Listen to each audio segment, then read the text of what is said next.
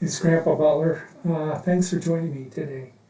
This is another picture from the Rick Steves 2021 calendar. Again, in the doctor's office. The waiting time was fun in that I could pick out some pictures, and here's another picture of Dorgogne, France. A couple people out canoeing or kayaking. If it's Minnesota, it would be probably canoeing. France, it's probably kayaking, but they look like they're having a lot of fun. So we're going to try and capture that in our picture. I've already made the canoe, though, Minnesota red. Put some pinks in there for people for our roofs. They're mostly red except for this one, so I'll use this red and combine the blue and the red for that one. The buildings, wow, I never did decide on a building color, but now I have, and it turns out it is light, fast, and orange. Okay, that's our building colors. For the cliffs here, they're a little bit in the shade and a variety of colors, and I'm just going to play with my pink, periwinkle blue, and crimson here, and then all kinds of greens to finish off. Started out with turquoise blue in the sky, and we'll just continue with that and make some room here and get our thing out of the way here. Now for skies and some seas, a lot of it. So I'm doing rock, shores, people, most things in life. I don't want to mix my colors too much with my watercolor crayons here. I want to leave them some of the pigment behind as part of the artwork where I think I can get away with it, frankly, where it's appropriate, get away with it. So here I have some clouds and in the sky, and yeah, I'm okay with that. Let's just put a few strokes in here and there. I'm just going to put some other blues up there, but let's see what it looks like in the end. So coming down and working, let's do the buildings first. Okay, I have roughs here.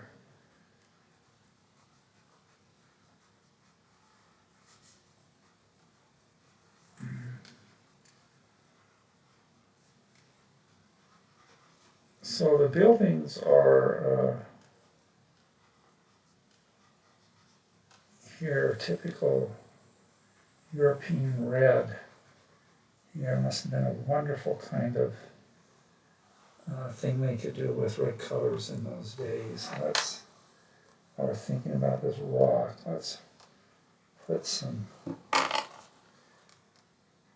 going to mix this on the go here, some blue and crimson here. And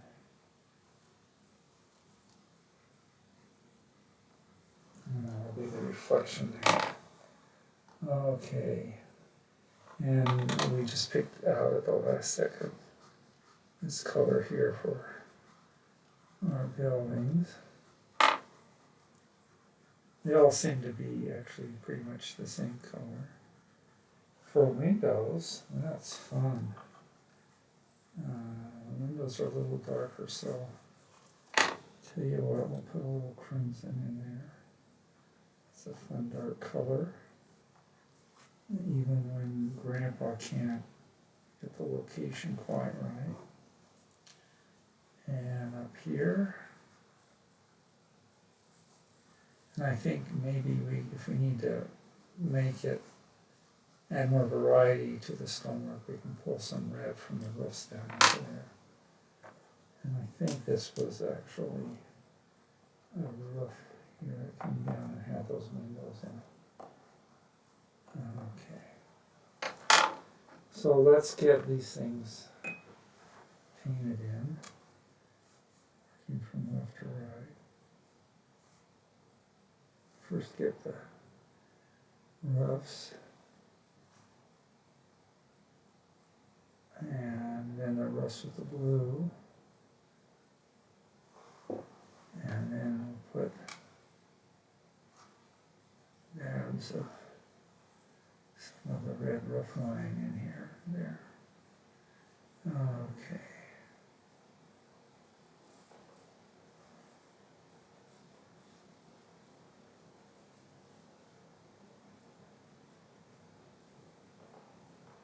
Okay, down into the greens of the vegetation here.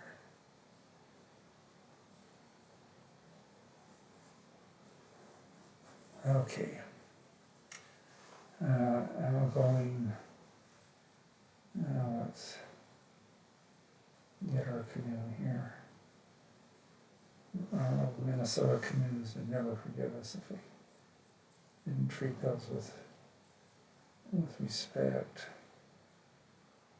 And there's nothing like a couple of good paddles. So let's make those kind of radio coming out down here. Okay, what do we got left? We got the Mountainside Cliffs here, so around the edges there'll be greenery. And there's bits of, you can see kind of reddish, hints of reddish colors in. So I'm going to put this pink in here. See how it goes, but mostly it's kind of dark.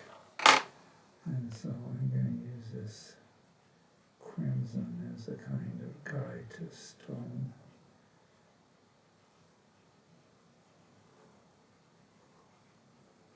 And I am drawing with my crayon as I would with a pencil, and then here's some more mountain here. And you may have kind of a little bit of slope there.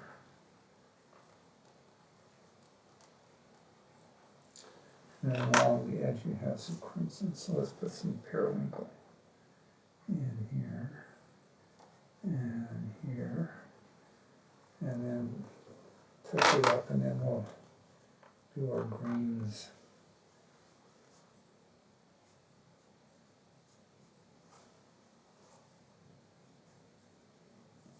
So when you just fun, experiment, right? Just experiment here.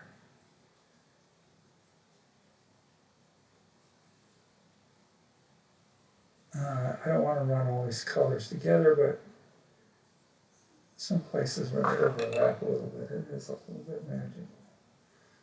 Now let's come down with our greens.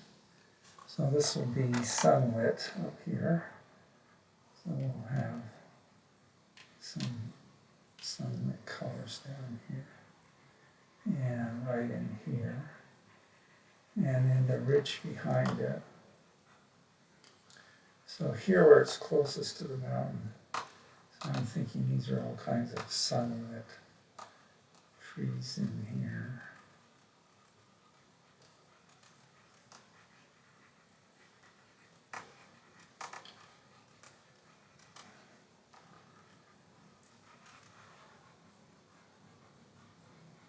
But we're here really close to the mountains. Not so light a green, so maybe a regular green here. So the permanent ink there is kind of an indication of trees, not necessarily the only thing we rely on. In fact, it's not what we rely on. We're doing our strokes of green here now as if it's bunched up green here.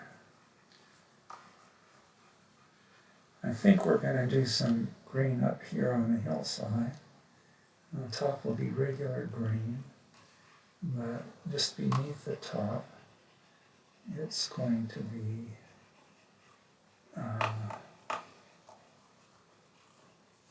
darker green. So I haven't shown you yet. This is the top I was referring to up here.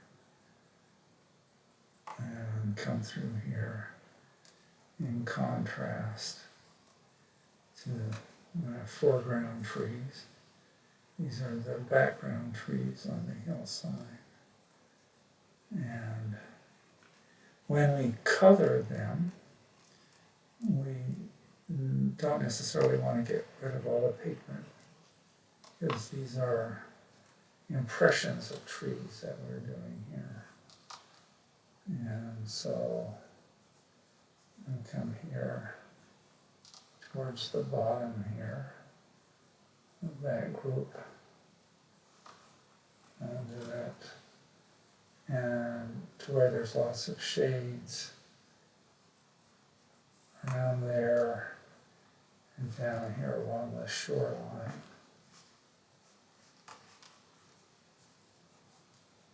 We'll do some dark greens. Now, one of the reasons these tutorials take so long, right, these demonstrations, is just putting all these creme colors down, getting them matched up. On the other hand, very convenient to work out plein air, out in the wilderness, sitting in my camping chair and doing sketches, sometimes without any pencil markings at all, sometimes with a little bit of that going on. And so we'll have to see how that looks here. Should get that far and see what we have, maybe make some adjustments. So far I like the colors, they're kind of bright. Sky, I'm thinking, yeah, maybe I should have gotten with something a little bit darker, a little bit more blue, but we're there now. So I've got another kind of dark green here. I think that's what Donald Trump says at every camping stop. You can never have enough dark green contrast in your watercolors. Pretty sure he says every time. Okay. And along the shorelines, right? A wonderful color for shorelines, shores, for dirt there in any setting is sort of this ochre color. Kind of a fun universal color, so I'm going to put some shoreline ochre over there. Okay. Let's light it up on the hillside here. Let's put some darker green in there. And just the lighter green on top. Okay.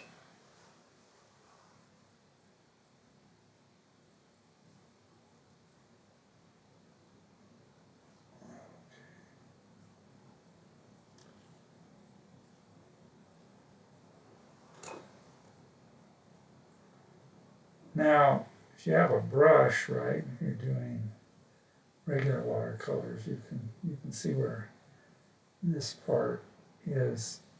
Sometimes it appears like it would go much faster with regular watercolors and brushes, but you notice they put on layers and layers of washes, and essentially we only have one.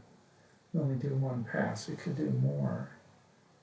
And I find with the watercolor crayons, as long as I'm a little bit judicious with the water and stroking of my crayons, I can get all this in one pass. And you can tell, because we're doing this in real time, what it's exactly like. I was wondering if I needed to bring the names right up next to the castle, but that looks okay. Now I may regret that choice later. Okay. And lines along here.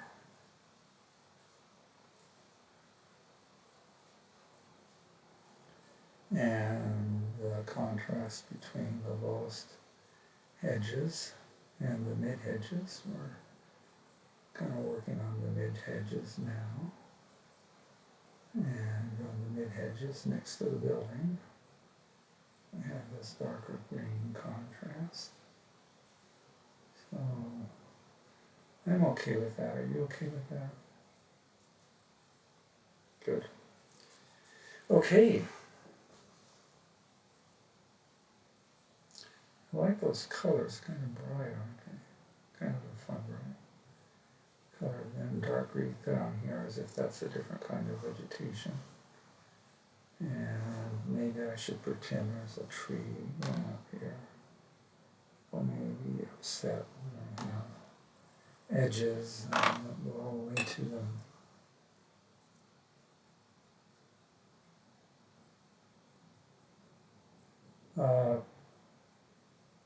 Yeah, maybe I should do it. Just to show you that art is what you choose. Choose for it to be. Your style is what you choose to be.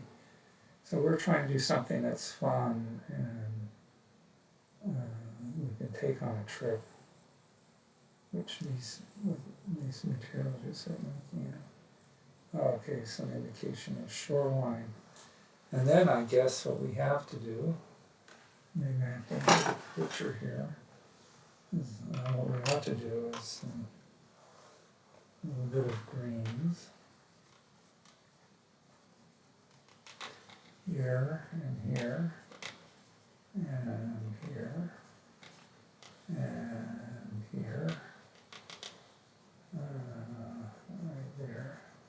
Stroke it horizontally, Grandpa, don't get too anxious.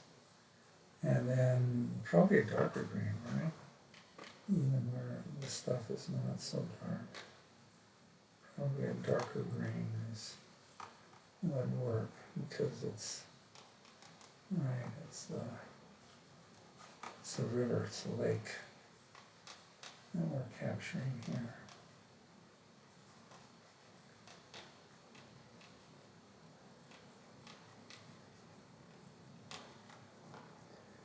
Okay, I don't have any idea what this will look like now at this point. Since we put in those colors, and let's put in a dark blue shoreline delineator, just for fun. Here's the shore and its immediate reflection. How's that? Okay.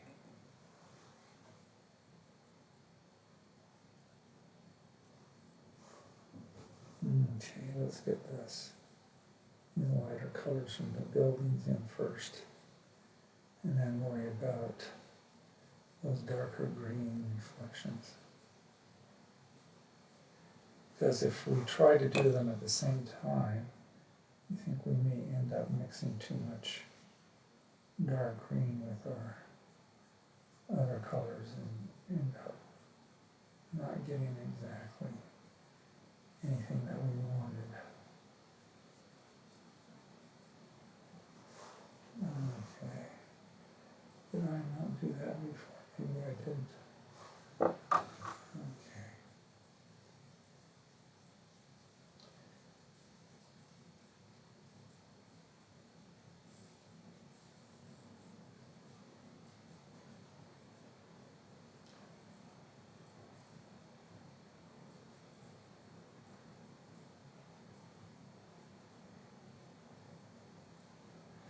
Now, I'm okay with this. I look in the picture and I also have his usual white lines in there. So if we spend a lot more time, we could, with our fine brush, we could do a little bit more in terms of colors here. And I think maybe what we want to do is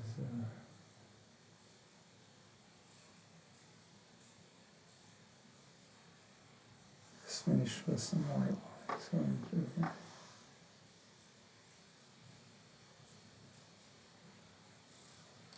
As if there's a breeze. And it's catching the water here and there.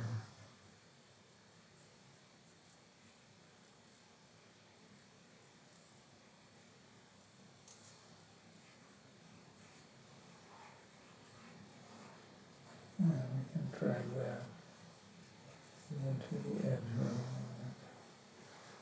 Yeah, I think that's okay. Hey, thanks a lot for watching. I had fun. Hope you did too. Have a great day and have a lot of fun with whatever you choose to do. Whatever good thing you choose to do. Bye-bye.